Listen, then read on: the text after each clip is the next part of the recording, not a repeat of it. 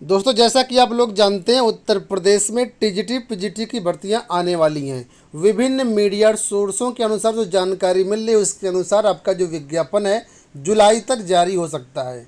तो इस वीडियो के माध्यम से हम बात करेंगे कि इस टीजीटी भर्ती में कौन कौन से अभ्यर्थी आवेदन कर सकते हैं, किन किन लोगों को इसमें आवेदन करना चाहिए।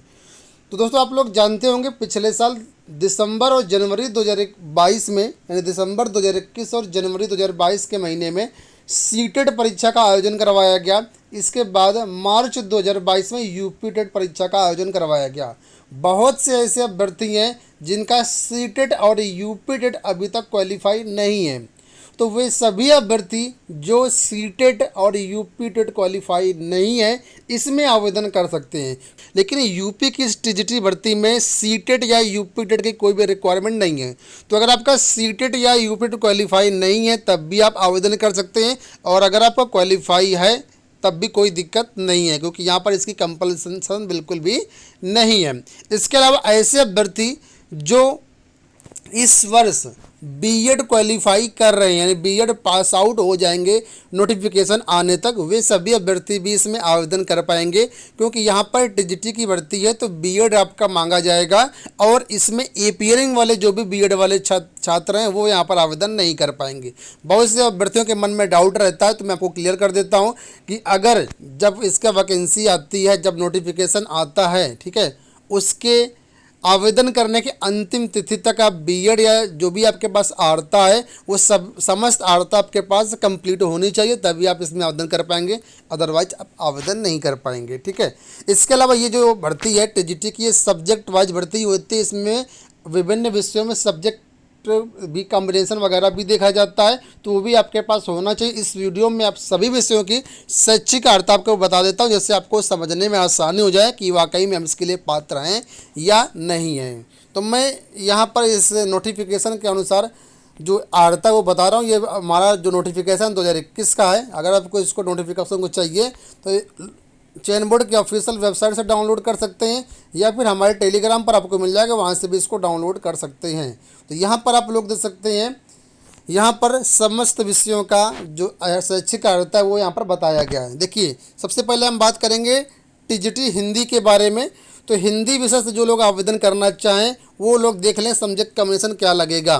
तो आपके पास बीए हिंदी होना चाहिए एवं संस्कृत के साथ इंटरमीडिएट होना चाहिए, साथ में बीएड होना चाहिए। ठीक है, तो ये कॉम्बिनेशन है, तो आप आवेदन कर सकते हैं। इसके अलावा अगर आप बीए नहीं है तो बीए हिंदी और संस्कृत दोनों विषय से आपका होना चाहिए, यानी ग्रेजुएशन में हिंदी संस्कृत दोनों विषय पढ़ा हुआ है, तब भी आप आवेदन कर सकते हैं। और साथ में बीएड की अर्हता आपके पास रहेगी। ठीक है, बीएड कंपलसरी है। बीएड नहीं है तो एलटी डिप्लोमा है, तब भी आप आवेदन कर सकते हैं। लेकिन ध्यान रखना, जो डीएलएड वाले अभ्यर्थी हैं, बीटीसी वाले अभ्यर्थी, वो इसके लिए पात्र नहीं हैं। गणित विषय के बारे में बात करें तो यहाँ पर गणित विषय के बारे में बताया, अगर आपने बीए या बीएससी गणित से किया हुआ है और साथ में बीएड किया हुआ है तो आप आवेदन कर सकते हैं गणित सब्जेक्ट के लिए। इसके बाद बात करेंगे यहाँ पर गृह विज्ञान के लिए। तो गृह विज्ञान में देखिए, यहाँ पर बोला गया है कि गृह विज्ञान या गृह अर्थशास्त्र या घरेलू विज्ञान या गृह कला होम आर्ट में प्रशिक्षित स्नातक, यानी इन विषयों में ग्रेजुएशन प्लस आपके साथ पास बीएड होना चाहिए। अगर आपके पास बीएड नहीं है तो यहाँ पर आवेदन नहीं कर पाएंगे। आपको बता दें, पिछली भर्ती में ऐसा ही हुआ था, लेकिन मामला हाईकोर्ट से आने के बाद यहाँ पर बीएड कंपलसरी कर दिया गया है। बहुत से अभ्यर्थियों को यहाँ पर पिछली भर्तियों में बाहर किया गया था, तो समझ लीजिएगा इसके साथ बीएड की रिक्वायरमेंट है। हालांकि उससे पहले जो 2013 वगैरह में भर्तियाँ हुई तो उसमें बीएड की रिक्वायरमेंट बिल्कुल भी नहीं थी, लेकिन अब यहाँ पर बीएड की रिक्वायरमेंट हो गई है। इसके अलावा अगर आप गृह विज्ञान के लिए आवेदन करना चाहते तो यहाँ पर 2 डिग्री आपसे और मांगी गई हैं, लेडी इरविन कॉलेज का डिप्लोमा या फिर गृह विज्ञान महाविद्यालय इलाहाबाद का टीसी। अगर आपके पास ये है तब आप गृह विज्ञान के लिए पात्र हैं। उर्दू की बात करें तो उर्दू विषय में आप बीए हों, साथ में बीएड या एलटी हों, तो आप आवेदन कर सकते हैं। अंग्रेजी की बात करें तो अंग्रेजी साहित्य से आपका ग्रेजुएशन होना चाहिए, यानी बीए होना चाहिए, और साथ में बीएड आपका होना चाहिए। ठीक है। और यहाँ नीचे दिया गया, अगर आपके पास ये नहीं है तो यूजीसी द्वारा मान्यता प्राप्त विश्वविद्यालय से या डिग्री कॉलेज से त्रिवर्षीय स्नातक अंग्रेजी कोर्स भाषा के साथ, यानी अंग्रेजी भाषा आपने पढ़ी हुई है, तब भी यहाँ पर आवेदन कर पाएंगे आप। ठीक है। अब हम बात करेंगे यहाँ पर संस्कृत विषय को लेकर के। तो अगर आपने बीए संस्कृत से किया हुआ है, साथ में बीटी, बीएड या एलटी है, तो आप आवेदन करने के लिए पात्र हैं। या फिर वाराणसी संस्कृत विश्वविद्यालय द्वारा आपने शास्त्री या आचार्य की उपाधि ली हुई है, साथ में बीटी या डिप्लोमा है, बीएड या एलटी है, तो आप आवेदन कर सकते हैं। कॉमर्स की बात करें तो कॉमर्स आपका होना चाहिए, बीकॉम आपका होना चाहिए, साथ में बीएड भी होना चाहिए कॉमर्स के लिए, ठीक है। कृषि की बात करते हो तो कृषि के लिए वह अभ्यर्थी आवेदन कर सकते हैं जिन्होंने बीएससी कृषि किया हो, साथ में बीएड भी किया हो। इसके अलावा आप बात कर लेते हैं यहाँ पर कला विषय को लेकर के। कला विषय में काफ़ी कुछ जो है कन्फ्यूजन रही थी, तो यहाँ पर आप लोग देख लीजिए कौन कौन सी डिग्री यहाँ पर मान्य है। कुल मिलाकर के 3 से 4-5 डिग्री यहाँ पर दी गई हैं। इसके अलावा अन्य कई सारे सर्टिफिकेट वगैरह भी दिए गए हैं। तो ये आपके पास कोई भी एक है तो यहाँ पर आप पात्र हैं। सबसे पहले बोला गया राजकीय कला और शिल्प विद्यालय लखनऊ का आर्ट मास्टर ट्रेनिंग सर्टिफिकेट अगर आपके पास है तो आप आवेदन कर सकते हैं। सेकंड पॉइंट पर बोला गया कि प्राविधिक कला के साथ अगर आपने माध्यमिक शिक्षा परिषद की इंटरमीडिएट परीक्षा पास किया हुआ तब भी आप आवेदन के पात्र हैं। थर्ड पॉइंट में है प्राविधिक कला के साथ अगर आपने हाई स्कूल किया हुआ है और नीचे दी गई आर्ता में से कोई एक आर्ता आपके पास है तो भी आप पात्र हैं। तो यहाँ पर 4-6 नंबर तक आर्ताएँ दी गई हैं, इसमें से कोई भी एक आपके पास हो और प्राविधिक कला आपके हाई स्कूल में होनी चाहिए तो पात्र है। नंबर 1 ड्राइंग पेंटिंग के साथ बीए आपने किया हो, या फिर कला भवन शांति निकेतन का फाइन आर्ट डिप्लोमा हो, या फिर राजकीय drawing and handicraft centre Allahabad का सर्टिफिकेट हो, या फिर कलकत्ता की फाइनल ड्राइंग टीचरशिप परीक्षा आपने क्वालिफाई किया हो, या फिर लाहौर के मेयो स्कूल ऑफ आर्ट्स की टीचर सीनियर सर्टिफिकेट परीक्षा हो, या फिर बम्बई की इंटरमीडिएट ग्रेड ड्राइंग परीक्षा हो, या फिर बम्बई की 3rd ग्रेड आर्ट्स स्कूल परीक्षा हो। तो जो का नंबर से लेकर के 6 नंबर पॉइंट तक दिए गए हैं तभी आपके वैलिड होंगे जब आपने प्राविधिक कला के साथ हाई स्कूल परीक्षा दिया हो और इनमें से कोई आपके पास एक हो तो आप पात्र होंगे, ठीक है। और आपको बता दें इसमें जो है कला विषय के लिए बीएड की कोई भी रिक्वायरमेंट नहीं होती है, तो इनमें से अगर आप कोई भी हो तो आप आवेदन के लिए पात्र हो जाते हैं। अब यहाँ पर बात करें शारीरिक शिक्षा को लेकर के, तो यहाँ पर देखिए बोला गया कि इंटरमीडिएट माध्यमिक शिक्षा परिषद उत्तर प्रदेश द्वारा प्रदत्त इंटरमीडिएट प्रमाण पत्र अथवा उसके समकक्ष कोई अन्य आर्ता, या फिर राज्य सरकार के शिक्षा विभाग द्वारा प्रदत्त सीपीएड प्रमाण पत्र या उसके समकक्ष कोई आर्ता है तो आप इसमें पात्र होते हैं।